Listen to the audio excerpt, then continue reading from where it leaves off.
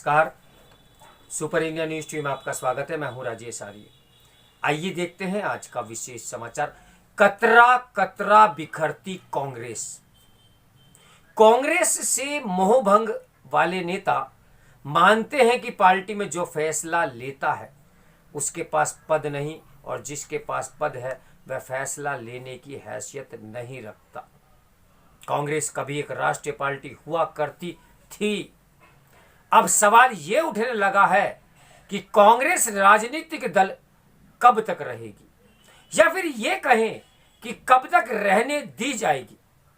Party की हालत बंद गली के उस आखिरी मकान की तरह हो गई है जो सिकमी किराएदार के कब्जे में है।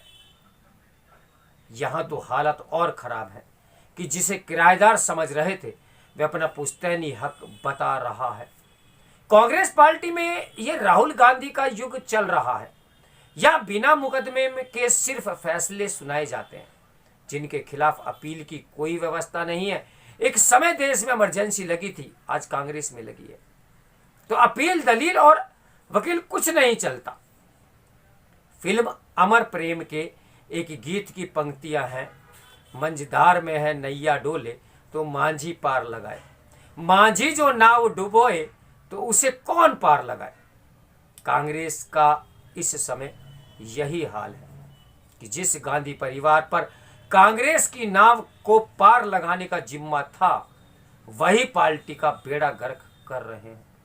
यह बात कोई भाजपा नेता नहीं बल्कि कांग्रेसी नेता बोल रहे हैं।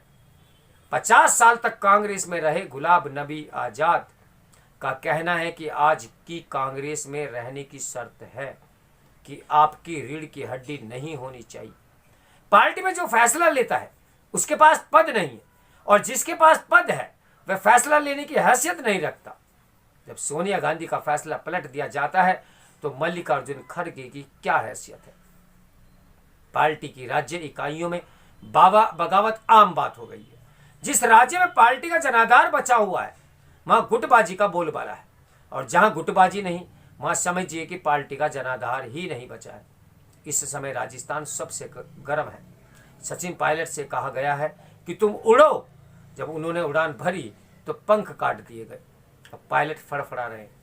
अशोक गहलोत हाईकमान से बगावत करके भी जमे हुए हैं। अब उनकी सरकार ऑटो पायलट मोड में है, यानी पायलट की जरूरत नहीं है। सोचिए 2020 तक जो राज्य का उप मुख्यमंत्री और प्रदेश अध्यक्ष दोनों था, उसे अपनी बात सुनाने के लिए भूख हड़ताल करनी पड़ रही है। लेकिन इसकी सुनवाई करेगा कौन? अदालत तो बर्खास्त हो चुकी है। गुलाम नबी आजाद की माने तो सोनिया गांधी फैसला लेने की हैसियत काफी पहले ही खो चुकी थी। कांग्रेस पार्टी में पिछले एक दशक से फैसला सिर्फ राहुल गांधी लेते हैं। उस पर कोई सवाल नहीं उठ सकता, कोई सवाल उठा भी नहीं सकता। जो सवाल उठाने की हिम्मत करता है उसे मोदी का एजेंट बता दिया जाता है। तो अब कांग्रेस में दो ही तरह के लोग बचे हैं, एक राहुल गांधी के जी हजूरी और दूसरे मोदी के एजेंट। पार्टी में किसी मुद्दे पर बहस की कोई गुंजाइश नहीं है। छत्तीसगढ़ के मुख्यमंत्री बनते बनते रह गए टीएस सिंहदेव कह रहे हैं कि उनके बोलने पर रोक है। कर्नाटक में चुनाव से पहले ही डीके शिव कुमार ने मान लिया है कि उन्हें मुख्यमंत्री नहीं बनाया जाएगा, इसलिए उन्होंने नया दांव चला है कि दलित मुख्यमंत्री होना चाहिए। उसके लिए सबसे योग्य मल्लिकार्जुन खड़गे हैं। मतलब साफ है कि सिद्धरमैया को फिर मौका न मिलने पाए। कांग्रेस में सारे जी हजूरियों को विशेष जिम्मेदारी मिली हुई है।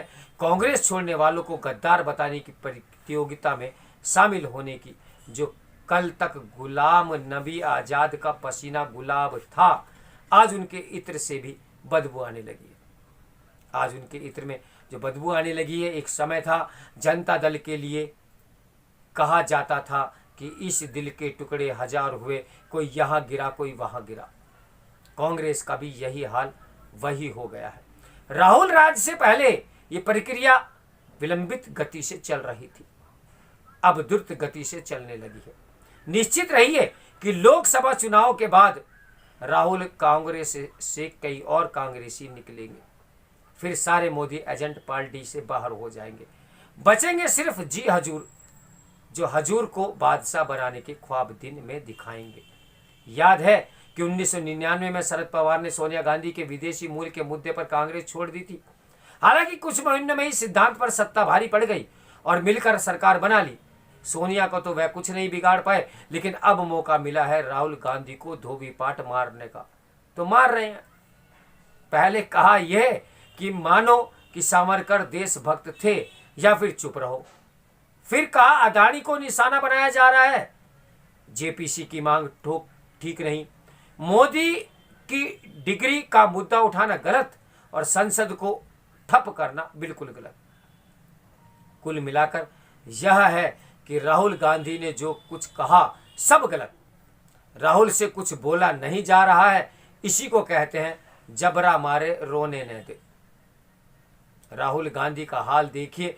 मोदी को गाली देने के चक्कर में एक बार सुप्रीम कोर्ट से माफी मांगनी पड़ी, जिला अदालत से माफी मांगने में हेकड़ी दिखाई तो लोकसभा की सदस्यता चली गई। इस देश के लोग भी इतने बेदर्द हैं कि मातम पुरसी के लिए सड़क पर भी नहीं आए। कांग्रेस के इतिहास में आज तक ऐसा कोई अध्यक्ष या सबसे प्रभावशाली नेता नहीं हुआ जिसका दूसरे दलों को तो छोड़िए अपनी ही पार्टी के नेताओं से भी संवाद न हो। पार्टी में जिनसे संवाद था वे एक एक करके पार्टी छोड़कर जा रहे हैं।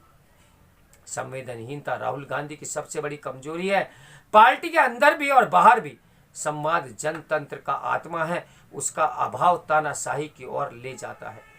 पहले लगता था कि राहुल गांधी अमेरिका के पूर्व राष्ट्रपति जॉर्ज बुश के सिद्धांत पर चलते हैं, जिसके मुताबिक आप मेरे साथ नहीं हैं तो मेरे खिलाफ हैं। उधर उन्होंने इसमें बदलाव किया कि आप मेरे जी हजूरों की टोली में नहीं हैं तो आप मेरे दुश्मनों के साथ की कठपुतली हैं।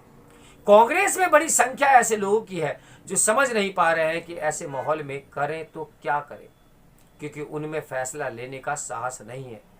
जिस मुद्दे को ठीक नहीं समझते उसका न तो विरोध करने की हिम्मत है और न ही समर्थन करने की इच्छा, तो वे कांग्रेस में बस पड़े हुए हैं और पड़े हुए हैं। तो मेरे साथ बने रहें सुपर इंडिया न्यूज़ टीवी की ब्रेकिंग न्यूज़ के लिए। नमस्कार, मैं हूं राजेश आर्य।